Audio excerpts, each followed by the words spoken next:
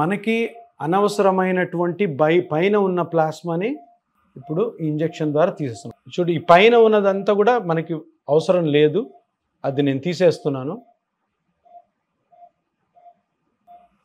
So ఇదంతా అనవసరమైన plasma అనమాట. ఆ మిగిలిందేమో మనకి పిఆర్పి, అది మనము ఇప్పుడు తీసుకోవాలి.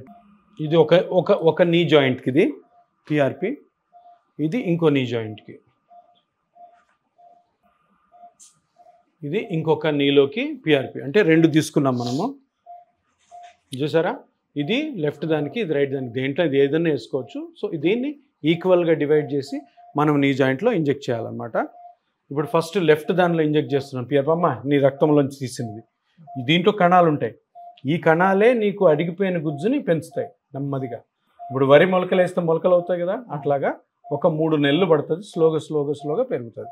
సో దీన్ని ఇప్పుడు మనం ఆల్రెడీ అక్కడ చూసాం కదా, అక్కడ మనము కాంట్రాస్ట్ ఇంజెక్ట్ చేసి చూసాం కాబట్టి అక్కడ కరెక్ట్గా గుజ్జు అరిగిందని మనకు తెలిసింది కాబట్టి అక్కడ మనం ఇది ఇంజెక్ట్ చేస్తున్నాం.